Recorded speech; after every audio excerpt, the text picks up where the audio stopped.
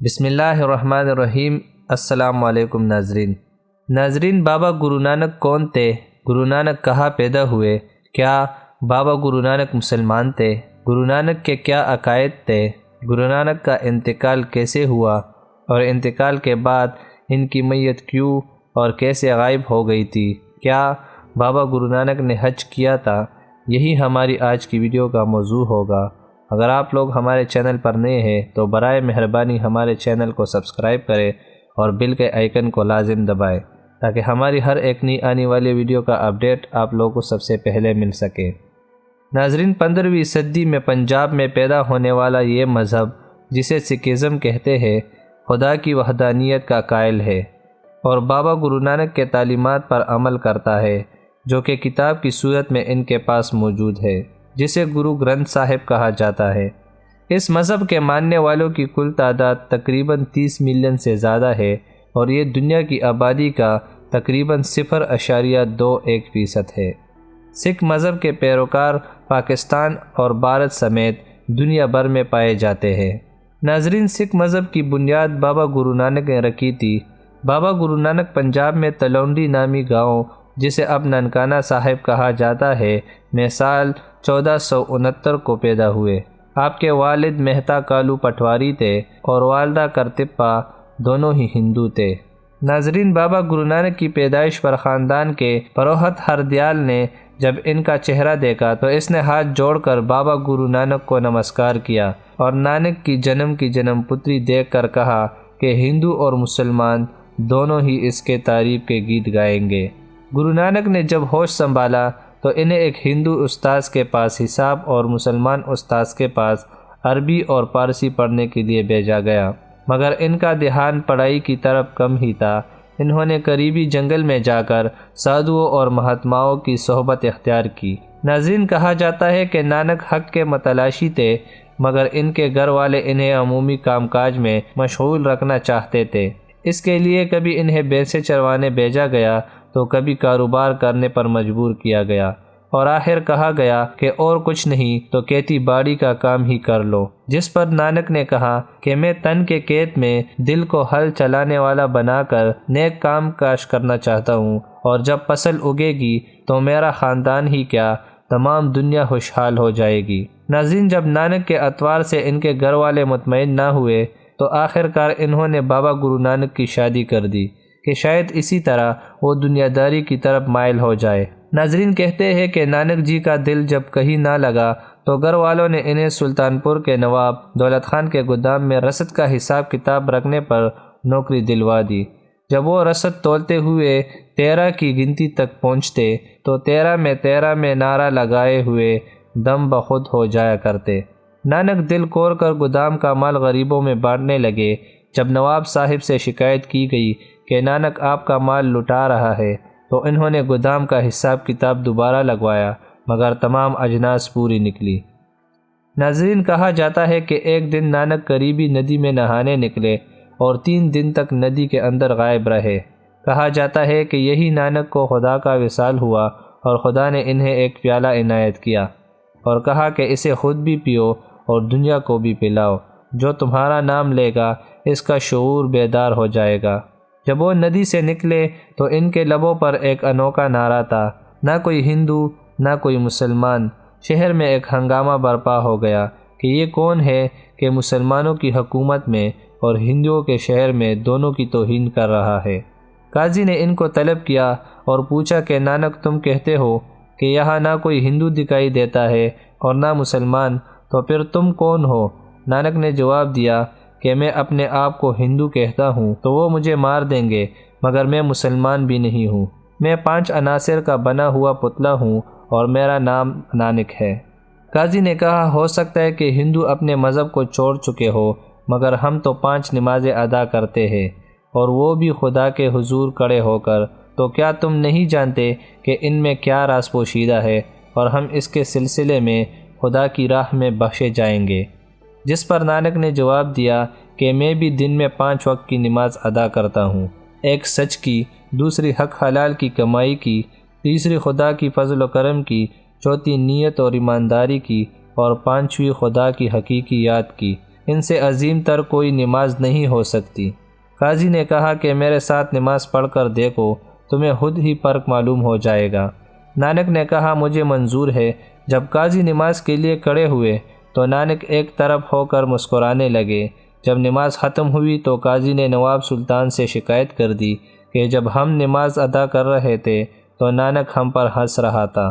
نانک نے جواب دیا کہ نواب صاحب، جب قاضی صاحب نماز ادا کر رہے تھے تو ان کا دھیان اپنی گھوڑی کی طرف تھا جس کے ہاں نیا بچہ ہوا ہے۔ جب قاضی صاحب کو اندیشہ تھا کہ گھوڑی کا بچہ کہیں کنویں میں نہ گر جائے تو وہ نماز کے لیے کھڑے ہو گئے۔ یہ کہہ کر نانک جی وہاں سے چل دیے۔ نواب صاحب نے بہت کہا کہ ملازمت جاری رکھے، مگر نانک نے کہا کہ وہ اب اس کے ہاں ملازمت نہیں کریں گے، بلکہ وہ اس کے ہاں اب ملازمت کریں گے جس کے ہاں تمام کائنات باندھے کھڑی ہے۔ یہ کہہ کر بابا گرو نانک نے مردانہ کو، جو وہاں ان کا مرید ہوا تھا اور رباب بجایا کرتا تھا، ساتھ لیا اور جنگل کی طرف چل پڑے۔ نانک جی جنگلوں اور آبادیوں میں گھومتے رہے۔ ان کا نام اب گرو کے نام سے مشہور ہو چکا تھا۔ جب وہ ہندوؤں کے مرکز ہردوار پہنچے تو وہاں گنگا میں ہندو نہا رہے تھے اور پانی مشرق کی طرف اچھالتے تھے۔ جب نانک جی نے اس کی وجہ پوچھی تو بتایا گیا کہ یہ پانی مرنے والے بزرگوں کو دیا جا رہا ہے تاکہ ان کی زندگی ٹھنڈی رہے۔ یہ سن کر نانک جی نے پانی مغرب کی طرف اچھالنا شروع کیا۔ لوگ ہنسے کہ کیا کبھی کسی نے مغرب کی طرف پانی اچھالا ہے؟ تو نانک جی نے جواب دیا کہ میرے کھیت یہاں سے مغرب کی طرف ہے اور پنجاب میں ہے، میں ان کو یہاں سے پانی دے رہا ہوں۔ لوگ کہنے لگے اتنے دور سے پانی آپ کے کھیتوں کو کیسے سرسبز کرے گا؟ جس پر گرو نانک نے کہا اگر آپ کا دیا ہوا پانی دوسری دنیا میں پہنچ سکتا ہے تو کیا میرا پانی اس دنیا میں میرے کھیتوں کو سرسبز نہیں کر سکتا؟ دراصل بابا گرو نانک نے ان کے عقیدے کی نفی کی تھی۔ ناظرین، کہتے ہیں کہ مغل شہنشاہ ظہیر الدین بابر ہندوستان پر حملہ ور ہوا۔ اس نے پنجاب کو تہس نہس کیا تو ایمن آباد میں جو جنگی قیدی بنائے گئے ان میں بابا گرو نانک اور مردانہ بھی تھے۔ گرو نانک کو چکی پیسنے پر لگا دیا گیا۔ بابا جی بلند آواز میں کلمات حق کہتے اور خوشی سے اپنا کام کرتے۔ جب یہ خبر بابر کو ملی کہ ایک فقیر خوشی سے چکی چلا رہا ہے اور کلمات حق کہہ رہا ہے اور احسان مندی کے ساتھ گھومتا ہے تو بابر نے کہا کہ میں ایسے فقیر کا دیدار کرنا چاہتا ہوں۔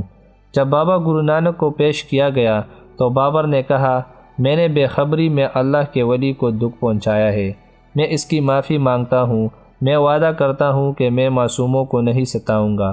بابا گرو نانک نے کہا خدا تمہارا راستہ روشن اور منور کرے۔ یہ کہہ کر وہاں سے چل دیے۔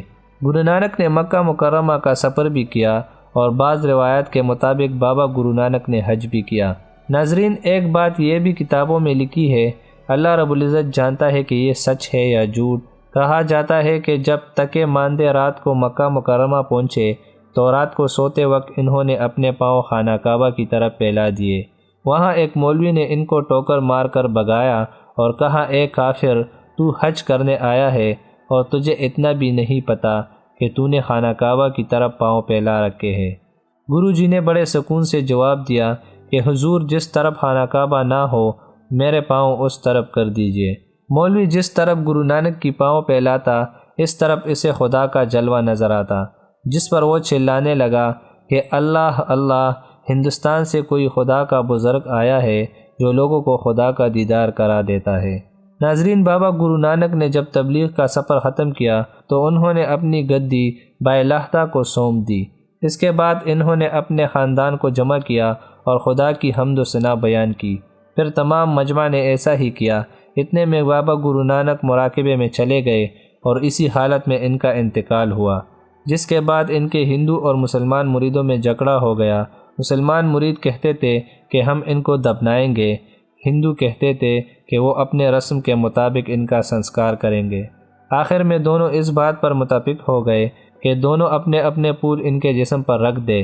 صبح جس فریق کے پھول نہ مرجھائے وہی ان کا وارث ہوگا۔ صبح ہوئی تو دونوں فریقین کے پھول تازہ تھے اور مہک رہے تھے، مگر جب چادر ہٹائی گئی تو بابا گرو نانک کا جسم غائب تھا۔ ناظرین، بعض مورخین نے لکھا ہے کہ دراصل بابا گرو نانک اللہ کے ولی تھے۔ یہ حقیقت ہے کہ بابا گرو نانک ہندو خاندان میں پیدا ہوئے تھے، مگر ان کی ساری عمر ہندوؤں کی رسموں کے خلاف گزری۔ گرو نانک کو تعلیم دلوانے کا انتظام خود ان کے والد نے کیا اور ان کو ایک مسلمان معلم سید حسن کے ہاں بٹھایا۔ سید حسن کو قطب الدین کے نام سے بھی پکارا جاتا ہے۔ سید حسن نے نانک کو ہونہار دیکھ کر ان کی تعلیم میں کوئی کسر نہ چھوڑی۔ گرو نانک نے ہمارے نبی حضرت محمد صلی اللہ علیہ وآلہ وسلم کی شان میں اشعار بھی لکھے۔ مکہ مکرمہ میں جانا بھی اس بات کی دلیل ہے کہ وہ اسلام سے واقف تھے۔ گرو نانک کے کلام کے مجموعے کا نام گرنتھ صاحب ہے، جو حضرت ابراہیم فرید چشتی کے شاعری سے لبریز ہے۔ بعض کا خیال ہے کہ یہ بھی حضرت بابا فرید الدین کا کلام ہے، جس کے ہر شعر کے آخر میں فرید تخلص آیا ہے۔ گرو نانک کا ورد ہمیشہ ہو رہا۔ آپ پر ایک ایسا وقت بھی آیا کہ آپ عالم استغراق میں چلے گئے، جس کی وجہ سے نماز روزے کی پابندی نہ کر سکے اور نہ ہی آپ کو حجامت بنوانے کا ہوش رہا۔ چنانچہ آپ کے پیروکاروں نے بھی نماز روزہ کی پابندی ضروری نہ سمجھا اور حجامت کو بھی بالکل ترک کر دیا۔ چنانچہ یہاں سے ہی ہندو کے الگ تلگ فرقے سکھوں کی بنیاد پڑی۔ ناظرین، سکھ حضرات یہ تسلیم کرتے ہیں کہ بابا گرو نانک حج بیت اللہ کے لیے مکہ مکرمہ بھی گئے تھے۔ بعد ازاں بغداد شریف حضرت غوث اعظم شیخ عبد القادر جیلانی کی بارگاہ میں بھی حاضری دی۔ بغداد شریف سے آپ کو ایک چوغا ملا تھا جس پر کلمہ طیبہ، قرآنی آیات، سورہ فاتحہ، سورہ اخلاص، سورۃ النصر، آیت الکرسی اور اسماء الحسنہ درج ہے۔ یہ چوغا ڈیرہ بابا نانک ضلع گورداسپور میں آج بھی موجود ہے۔ بابا گرو نانک نے اپنی زندگی کے آخری حصے میں دریائے رادی کے کنارے کرتارپور کا ایک قصبہ آباد کیا، جو آج کل تحصیل شکر گڑھ میں دربار صاحب کے نام سے مشہور ہے، اور اپنے گھر کے متعلق ایک مسجد تعمیر کروائی۔ اس میں نماز پڑھانے کے لیے ایک امام بھی مقرر کیا تھا۔ ناظرین، بابا گرو نانک اسلامی عبادات، نماز، روزہ، زکوٰۃ، حج اور کلمہ طیبہ اور اذان کی حقانیت اور اہمیت سے بخوبی آگاہ تھے۔ اللہ رب العزت کی وحدانیت اور حضور صلی اللہ علیہ وآلہ وسلم کی رسالت پر کامل اعتماد رکھتے تھے۔ مصور پاکستان ڈاکٹر محمد علامہ اقبال نے گرو نانک کے پیغام میں توحید کی کیفیت کو یوں واضح کیا ہے: پھر اٹھی آخر صدا توحید کی پنجاب سے، ہندو کو ایک مرد کامل نے جگایا خواب سے۔ ناظرین، افسوس کہ سکھ حضرات بناوٹی رسموں، شرکیہ افعال اور غلط فہمیوں میں پڑھ کر صراط مستقیم سے بہت دور جا پڑے ہیں، جس کی طرف بابا گرو نانک نے رہنمائی کی تھی اور جس پر آپ کی تعلیمات ہے۔